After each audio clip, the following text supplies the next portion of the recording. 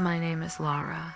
I was 23 years old at Carnival when my friends and I rented an old house in the historic center of Olinda so we could stay close to the parties that would take over the streets every single day. The house was cheap. Cheap enough that no one wanted to ask too many questions. The moment I stepped inside, something tightened in my chest. The air felt thick and damp, carrying the smell of wet walls, old wood, and something metallic underneath it all. The kind of smell that doesn't belong to one room, but to the entire place. The walls were marked with dark stains that didn't look like simple mold. In one of the bedrooms, the wooden bed frame had deep scratch marks carved into it, long and uneven, like something had dragged across it again and again. There were random holes in the walls, in the bedrooms, and even in the bathrooms. Holes that didn't make sense, too deliberate to be accidental. I pointed it out and my friends laughed. They said I was being dramatic. The house was old. It was cheap. And at that point, it was the only thing they could find that close to Carnival in Olinda. One of them handed me a drink and told me to relax. After a few drinks, I wouldn't even notice those things anymore. That night, we went out. The streets were overflowing. Music everywhere. Bodies pressed together. Sweat sticking close to skin. The heat was oppressive, thick and humid, like the air was wet. I tried to enjoy it. I really did. But everywhere we went, up and down the hills, I felt watched. Not glanced at, watched. Like something was keeping pace with me, no matter how many corners we turned. That feeling didn't leave. And then I noticed them. Two men, tall, broad, bigger than most people around us. They wore masks that covered their entire faces, smooth and expressionless. You couldn't see eyes, mouth, nothing. They weren't dancing. They weren't drinking. They were just standing there, staring straight at me. The first time, I told myself it was nothing. Carnival is full of strange people. The second time, my stomach dropped. The third time, I knew they were following me. I needed to get away from that spot. I asked my friends to follow a street block party that was passing nearby. I didn't say why. If I said I felt uncomfortable, they wouldn't go. We followed the music and the crowd tightened even more. The heat became unbearable. That's when I felt it. Strong hands closing around my wrist. Too firm, too intentional. I spun around, heart racing, but I couldn't identify anyone specific.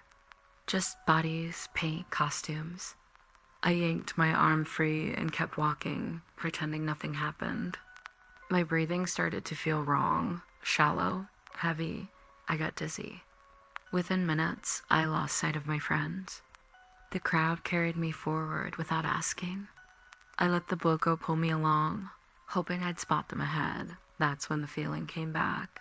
Stronger, heavier, like pressure settling on my shoulders. I looked around and saw one of the masked men very close to me now. He was moving through the crowd with disturbing ease. People seemed to open space without realizing it. My mind tried to deny it. Maybe I was imagining things.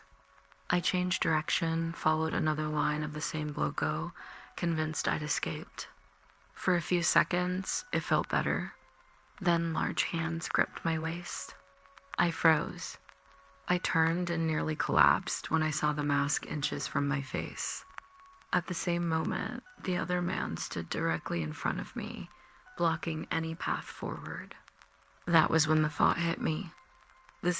I'd tried to scream, but the music swallowed my voice. A few people looked at me like I was drunk, like I was overreacting. The hands tightened. My body locked up. I felt myself being guided, pulled away from the Bloco, step by step, toward a darker side street. With every step away from the crowd, my fear grew. They moved like they knew exactly where they were going. A bottle shattered somewhere behind us and someone shouted. Both of them turned their heads for just a second. I didn't think. My body threw itself sideways and I ran. I ran without looking back. I dove into another crowd, crouched low, got shoved, crushed, suffocated by bodies, but adrenaline kept me moving.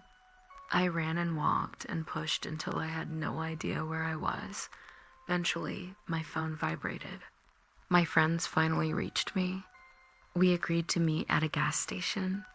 When I got there, I broke down. I told them everything.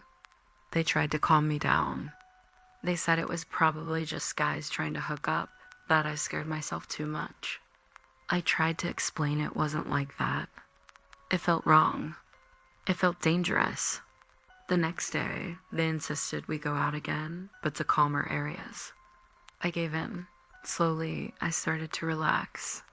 I even laughed. Then the chill crawled up my spine again. That same morning, I didn't see anything this time.